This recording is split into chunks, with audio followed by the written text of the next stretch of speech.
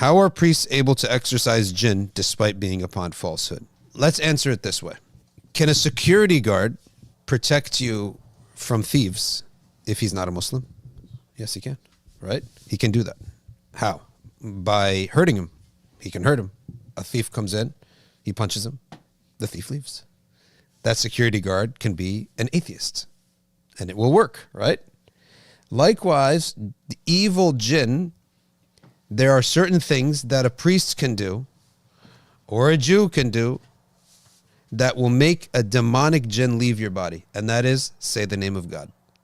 The name of God by itself, it will drive the demonic jinn out of the presence of whoever's saying that name.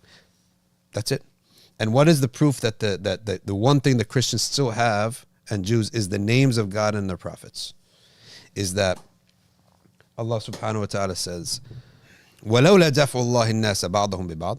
If it were not for people have balancing one another out, لَهُدِّمَتْ, then would be destroyed. Sawami'a, monasteries. وَبِيَعٌ, other houses of worship. وَصَلَوَاتٌ, other places of worship. وَمَسَاجِدُ, and mosques. These other worships are not mosques. They're like Christian places, Jewish places. وَمَسَاجِدُ يُذْكَرُ فِيهَا اسْمُ اللَّهِ. So the only credit that they get is they got the name of God. They still say the name of God. Because of that, demonic beings can be expelled. And a Christian can remove a demonic being just through the name of God. And it's not something that's a religious ruling. It's mushahad. It's mutawatir. Christians, Catholics, they have been removing demons from people for such a long time. And it's by saying the word of God. So yes, the Trinity part is false, but the word of God part is true. It's almost like having a security guard who his firing percentage is 10%. But that 10% will protect you from thieves, right?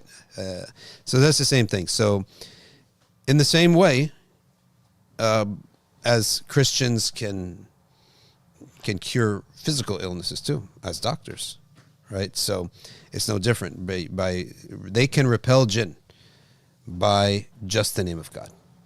And probably a Muslim can do it way easier and with far more strength, because the light of the truth is stronger than just the light of one word of truth.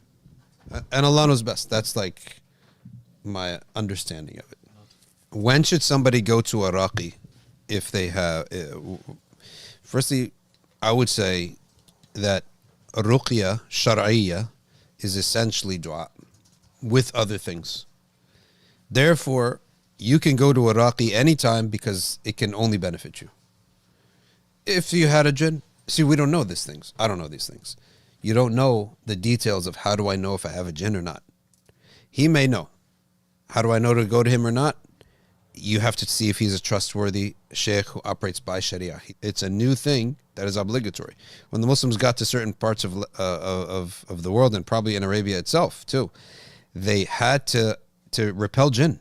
It becomes a fard kifaya. People are being harmed by jinn. So they had to figure out ways to repel jinn.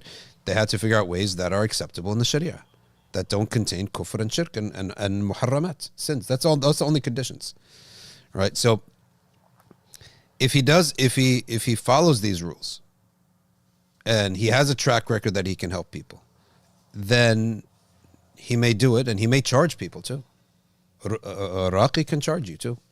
It's a profession. If Abu Sa'id al-Khudri did ruqya on a mushrik who was not a harbi, there was no war between them, and he recited al-Fatiha and would spit on the place of the man's poison, where he was poisoned, and the man was cured. So Abu Sa'id al-Khudri says, now you had rejected us as your guests on this rainy night, and so he took an ujra for it. And that's the proof in the Sharia that you can take payment for ruqya. But the question is, maybe there are some details on that. Do you take the payment after he's cured, or just for the services rendered? I go to a doctor I'm paying him either way, right? But Al-Ghazali says there's a difference because ruqya has a wahmi element to it. We can't really see what's happening. Whereas medicine, we can see. We see this is the pill.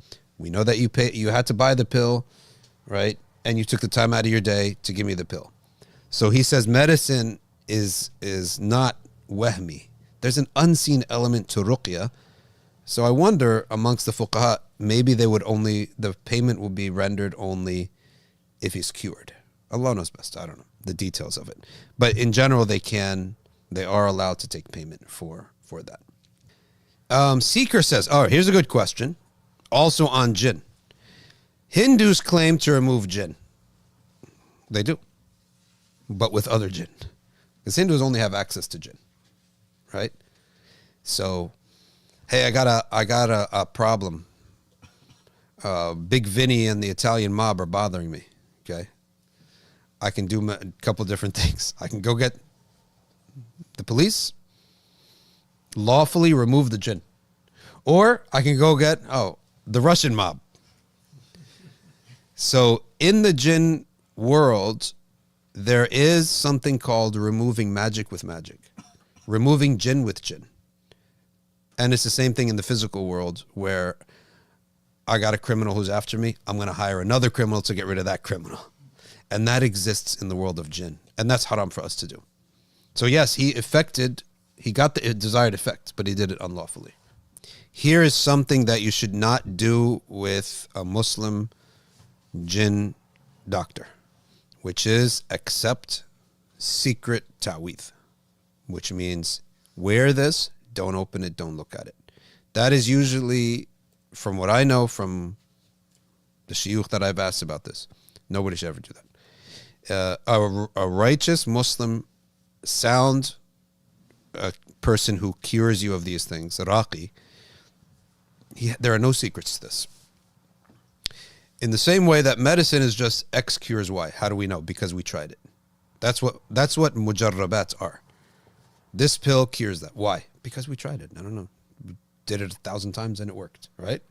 It's the same thing. So there's no secrets in it. So if he says, take this and wear it, you should be able to ask him, what is it? And why would I wear it? Why would I hang it in my room? Why would I do this, that, and the other? And so you should be hesitant when somebody says, take this, wear it, and don't open it. I from what I've received, the shuyukh said, that's not our way. It's going to be Quran, adhkar, dua. If that's what ruqya is, then there should be no harm in doing it regardless of whether you have a jinn or not. Just like if you got the flu, they tell you to drink orange juice. If you think you got the flu, you might as well drink orange juice, right? What's going to harm you, right? There's not going to be any harm. Same idea here.